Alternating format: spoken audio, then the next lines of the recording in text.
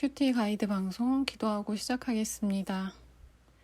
주님, 에스겔의 말씀을 읽고 묵상합니다. 어려운 말씀이지만 성령 하나님의 도우심으로 잘 이해되게 도와주시고 말씀을 통해 주님의 뜻 알기를 원합니다. 모든 시간 그리고 오늘 하루 주께 맡기오니 보호하여 주시옵소서. 감사드리며 예수님의 이름으로 기도드립니다. 아멘. 오늘 말씀은 에스겔서 41장 1절로 26절 에스겔이 본 성전이라는 말씀입니다. 함께 읽어보겠습니다.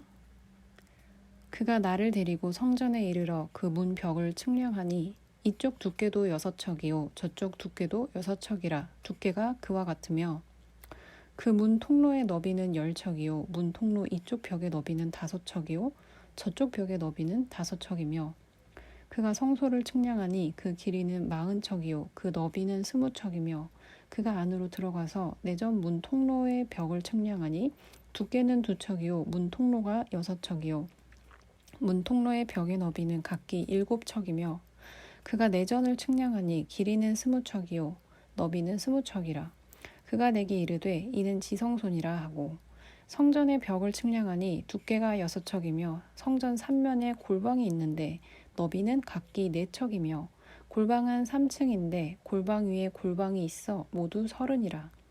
그 3면 골방이 성전 벽 밖으로 그 벽에 붙어 있는데 성전 벽 속을 뚫지는 아니하였으며 이 두루 있는 골방은 그 층이 높아질수록 넓음으로 성전에 둘린 이 골방이 높아질수록 성전에 가까워졌으나 성전의 넓이는 아래 위가 같으며 골방은 아래층에서 중층으로 위층으로 올라가게 되었더라. 내가 보니 성전 3면의 지대 곧 모든 골방 및 지대의 높이는 한 장대 곧 큰 자로 6척인데 성전에 붙어있는 그 골방 바깥벽 두께는 5척이요 그 외에 빈터가 남았으며 성전 골반 3면에 너비가 20척 되는 뜰이 둘러 있으며 그 골방 문은 다 빈터로 향하였는데 한 문은 북쪽으로 향하였고 한 문은 남쪽으로 향하였으며 그 둘려있는 빈터의 너비는 5척이더라. 서쪽 뜰 뒤에 건물이 있는데 너비는 70척이요 길이는 90척이며 그 사방 벽의 두께는 5척이더라. 그가 성전을 측량하니 길이는 100척이요 또 서쪽 뜰과 그 건물과 그 벽을 합하여 길이는 100척이요 성전 앞면의 너비는 100척이요 그 앞 동쪽을 향한 뜰의 너비도 그러하며 그가 뒷뜰 너머에 있는 건물을 측량하니 그 좌우편 회랑까지 100척이더라. 내전과 외전과 그 뜰의 현관과 문 통로 벽과 닫힌 창과 삼면에 둘러있는 회랑은 문 통로 안쪽에서부터 땅에서 창까지 널판자로 가렸고 창은 이미 닫혔더라.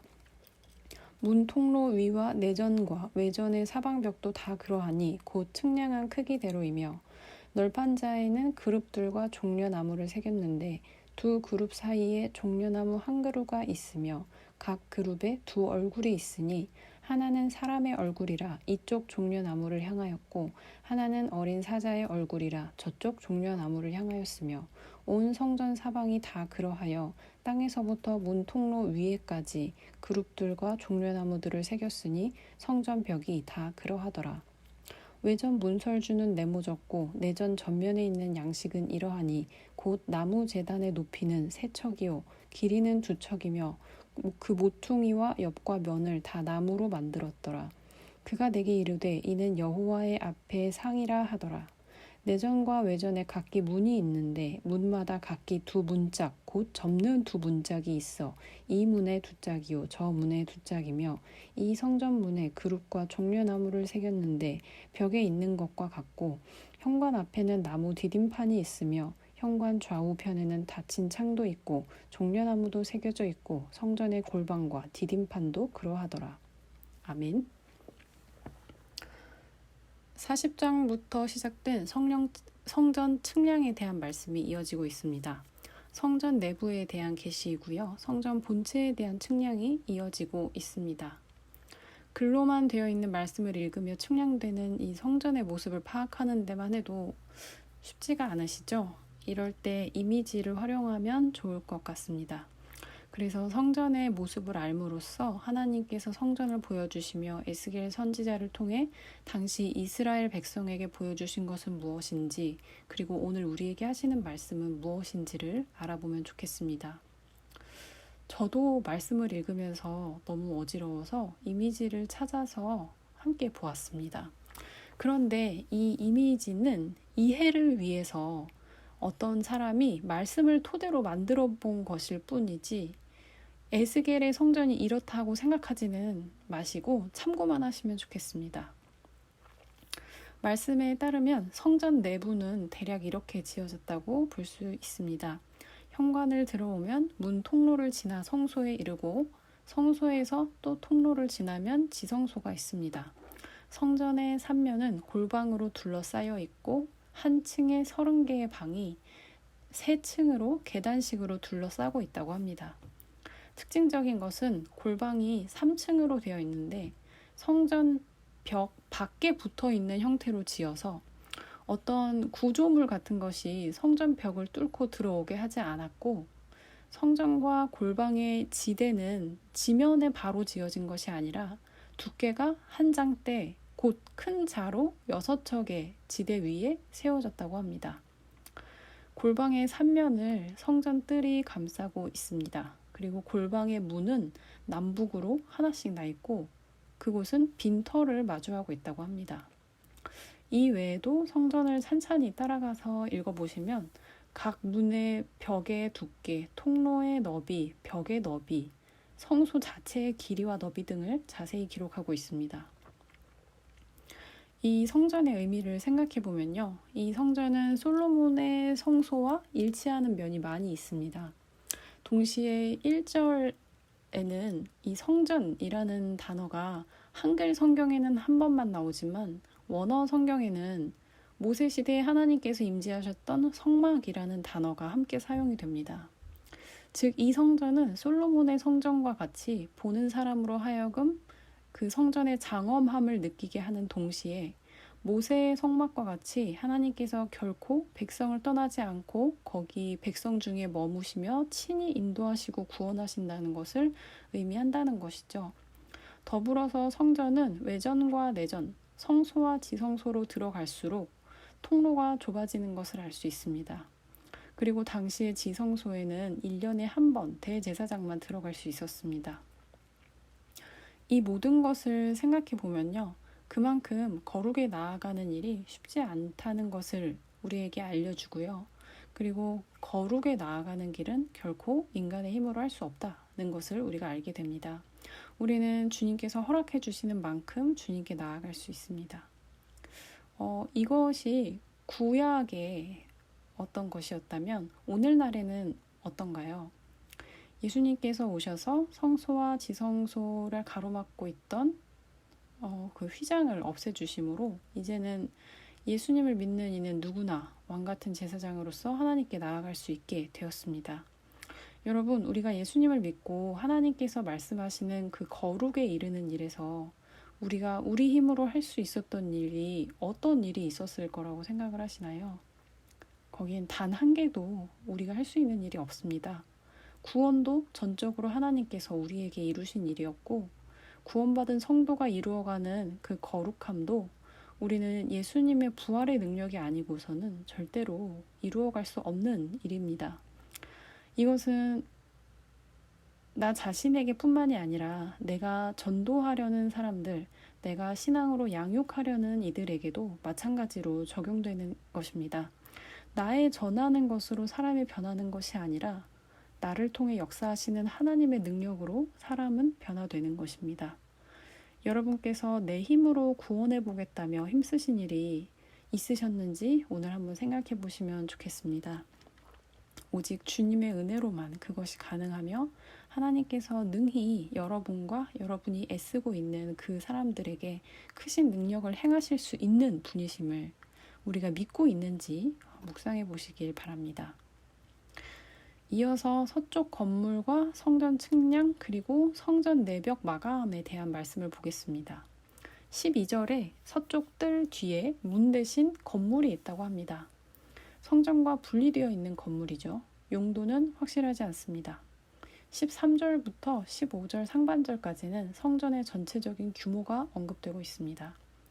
그림처럼 세 부분의 높이와 넓이가 각각 100척이라고 합니다.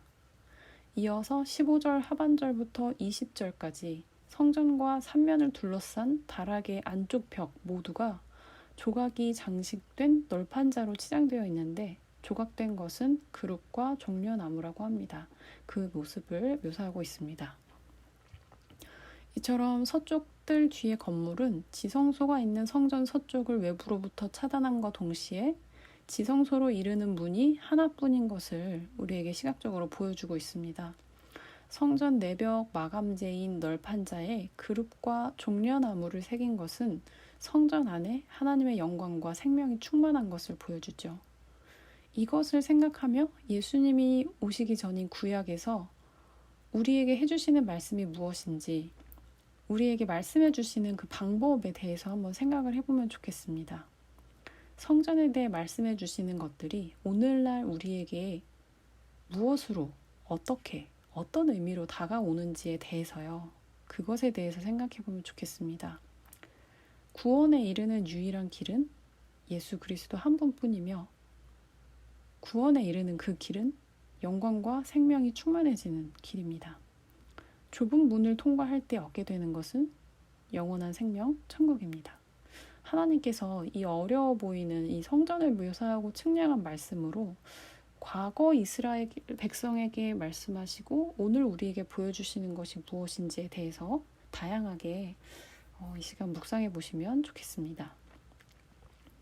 마지막으로 성전 안에 나무 제단과 문들에 대한 말씀을 보겠습니다. 21절부터입니다. 외전 문설주는 네모 모양입니다. 그리고 주목할 것은 제단이 나무로 만들어졌다는 것이에요. 여기에 대해서는 여러 의견이 있는데요. 솔로몬의 성전과 비교하자면 더 이상 금을 입힌 제단이 필요하지 않다는 것을 알 수 있고, 또 이 나무 제단을 예수님의 십자가 희생에 대한 상징으로 여기는 사람들도 있습니다.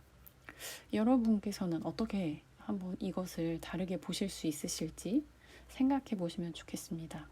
어쨌든 원문에서 이 제단이 나무로 제작되었다는 그 재료를 강조한다는 것은 분명합니다. 그리고 천사는 이것을 여호와 앞의 상이라고 말합니다. 여기서는 다른 성전 기구에 대한 설명이 없고 나무 제단이 분향단과 진설병의 상을 역할을 함께 담당하고 있다고 지금 말하고 있는 것입니다.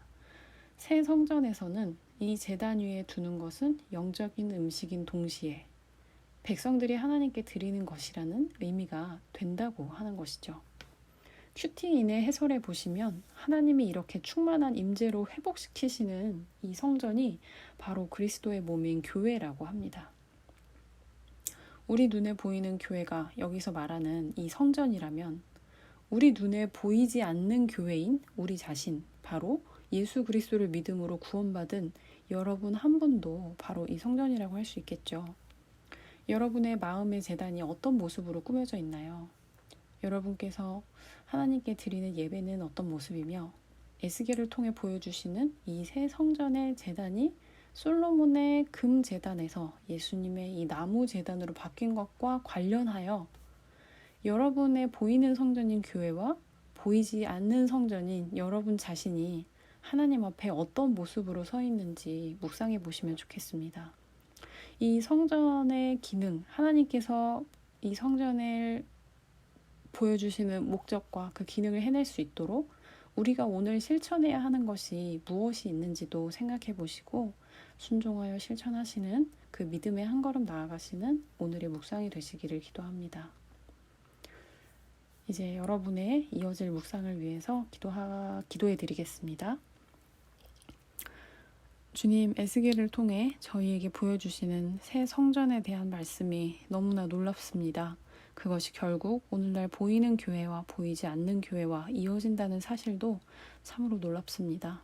성령 하나님께서 오늘 함께 해주셔서 오늘 읽고 묵상하는 말씀들이 잘 이해되게 도와주시고 주께서 주시고자 하시는 말씀이 정말 우리 성도님들께 잘 전달되기를, 그 은혜를 허락해 주시기를 기도합니다. 오늘 하루 성도님들께서 말씀으로 은혜 받으시고 하나님과의 깊은 교제와 순종하는 마음으로 기쁜 하루 되시기를 예수님의 이름으로 기도드립니다. 아멘.